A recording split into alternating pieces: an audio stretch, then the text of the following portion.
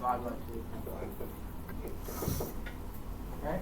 So if I go from 2 to the third to 2 squared, I divide by 2. If I keep that pattern going,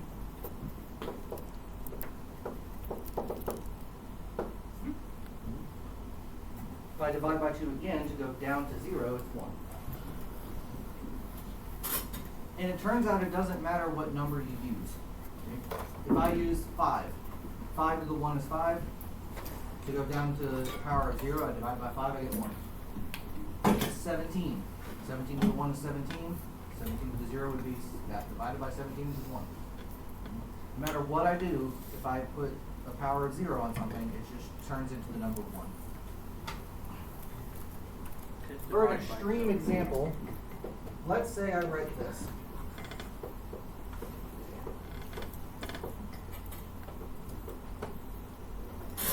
God. Well,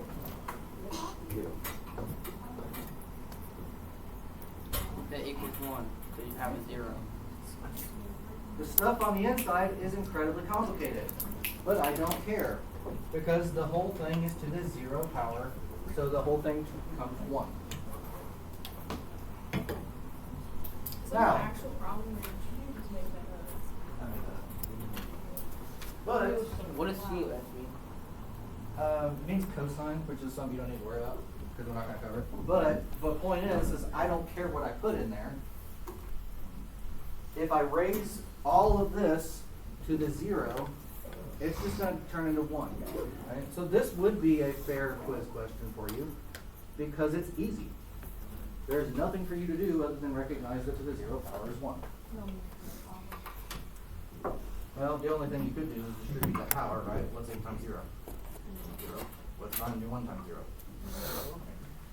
Because anything to the 0 is just going to be 1. So if you see a problem like that, just know that, hey, 0, just immediately cancel it out, turn it into 1. Does that make sense? What if there's a 0 inside? Then that thing becomes 1. You're talking about this, right? Yeah. Right? So it would be 1 times. Yeah, so that x to the 0 turns into 1. Does that make sense? Yeah. What about 0 to the 0th power? You don't want to have that conversation. The answer is it depends. And it depends on something called limits and L'Hopital's rule, which is something you don't want to know. That's calculus. The big scary word. That is probably 5 classes above where you are now. So this is just don't worry about it. It's like 5 years above where you are now. Let's call it Oh yeah. So it's literally algebra 1, geometry, algebra 2, pre-calculus, calculus. So like that's way up there. Don't worry about that. So we don't have to take calculus in high school? Okay. So then we go, what if I end up with a negative power? They happen. So when that happens, what does that mean? I can't use the same logic I used with like 2 squared, which is, oh, that's 2 times itself twice. If I get 2 to the negative 1, I can't say, hey, that's 2 times itself negative 1 times. That doesn't make any sense. To figure that out, we're going to continue that same pattern. If I want 2 to the negative 1, which is, hey, I'm going down a power, I have to divide by 2 again. 2 to the negative 1 is 1/2. 2 to the negative 2, which is, hey, divide that by 2. 2 to the negative 3 is, divide that by 2, 1/8. If I look at those numbers, why do they look familiar? 1/2, 1/4, 1/8. Why do they look familiar? You're dividing it. Well, not even dividing it. Why does 2, 4, and 8 seem really familiar? They're over here. It's the same numbers I had in order over here. So, let's see if this makes sense. 2 to the negative 1 is actually 1/2 to the 1. So 2 to the negative 1 is 1/2, which is 1/2 to the 1. 2 to the negative 2 is 1 over 4, which is 1 over 2 to the 2. Fair enough? Because 2 squared is 4, 2 to the 1 is 2.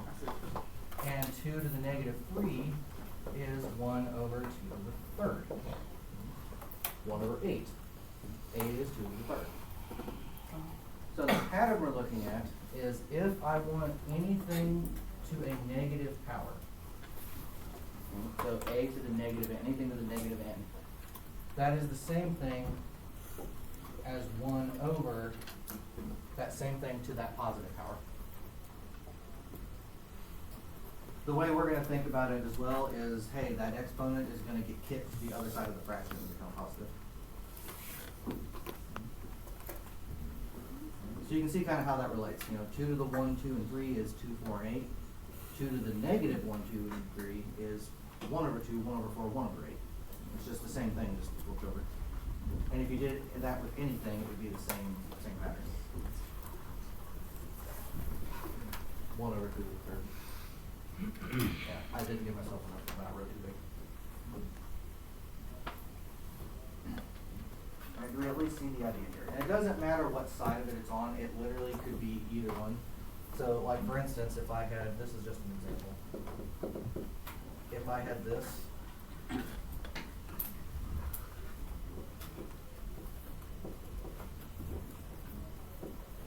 that's, which would be 1 over x squared, y to the negative 3. The negative one has to move. The positive one stays put. If you ever have a positive one, you don't move it. So the x squared would stay on the bottom. But y to the negative 3 literally means, hey, flip it to the other side and make it positive. So that would be the same thing. Do we see how that works? I don't see how you got that though. So the problem that I gave was, it was 1 over x squared, y to the negative 3. Right? X squared has a positive exponent, so it's not going to go anywhere. So that's why it's still on the bottom. Y to the negative 3, remember the negative power means, hey, if it's on the bottom right now, it has to get kicked to the other side, and the exponent becomes positive. That also tells you a rule that you're allowed to use, which is if you ever want something on the other side of third up here, but I want it down here, I can just move it and change it to negative root, and then I can move it back and forth that way. That's essentially what negative powers mean, is it's actually that positive power on the other side. You'll see how it works in the examples. The only thing we haven't done with them, we've done adding, we've done multiplying, we've done multiplying, we've done powers. Let's say I wanted to do this.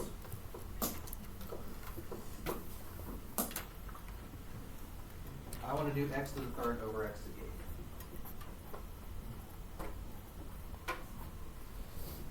I'm going to divide this box into 3 pieces because there's going to be 3 ways I'm going to show you that you can handle this. The first way is if we just use their rules for negatives. Is I can say, I would like these to be together next to each other, the way I can use that add exponents rule. So I can say, no, I'm going to make that a negative 8 power on the top. Okay? As long as I do that, I can flip them. Now that I have multiply, what can I do? What do we do with the exponents when I multiply these things? Add. So what do I have to do with them? I have to kick them back to the other side, just like I did there. If I have a negative thing, I have to move it to the other side of the fraction. I'm not allowed to have negative exponents in my final answer, so I have to get rid of them. So x to the negative 5 is 1 over x to the positive 5. That is, this one, I mean, you can do it this way. This is arguably the hardest way to do it, but that is one of the ways you can do it. The other way is there are 2 subtraction rules we can do. Because when we multiply, we add, right? And it turns out if we divide, we can subtract. So here's option 2. I can say x to the third over x to the 8th is the same thing as x to the 3 minus 8. I can just subtract them.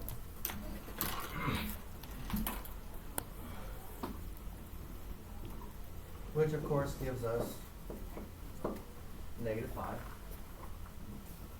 And the same rule applies. I can't leave that negative exponent there. So I've got to throw it to the other side. And what I mean by other side is technically there's an over 1 there. So if I have an x to the negative 5 up here, I have to kick it down to the bottom and make it positive. If everything is gone, put a 1. So when I move it, put a 1 there. That's option 2. So basically, you're just flipping the numerator and denominator, and then changing the. You're flipping the things that are negative. So if there's something that's positive, like in this one, it's not going to flip. It's going to stay put. You flip to the you flip the negative one if it's in the denominator, move it to the numerator. If it's in the numerator, move it to the denominator. But only the negative ones. You don't need the negative powers to move. Does that make sense? So the third option, which I think is the easiest, but it's up to you. You can do whichever one you want. Is it's still a subtraction rule, but it's going to help us avoid negatives as much as possible. And here's what it says.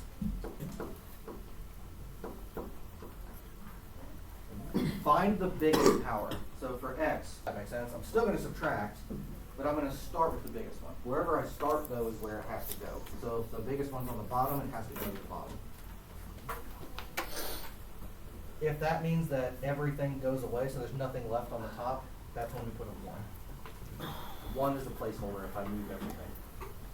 And then that way, I don't have to do any flipping. I just get 1 over x to the 5th.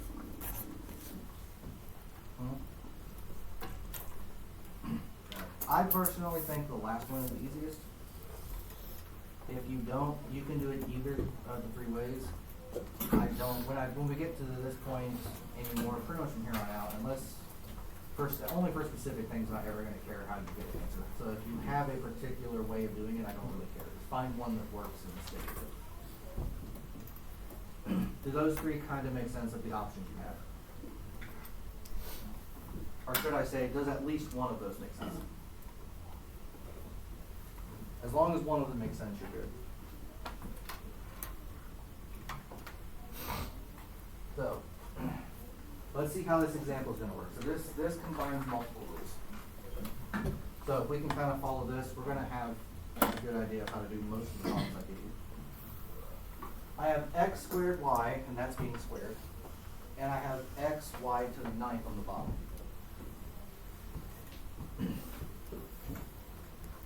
So nothing's going to change on the bottom because there's nothing to do yet.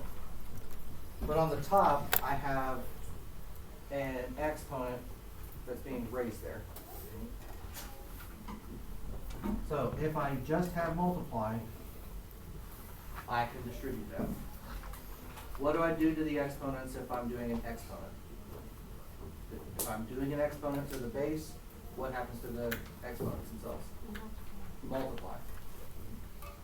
So 2 times 2 is 4. 1 times 2 is 2.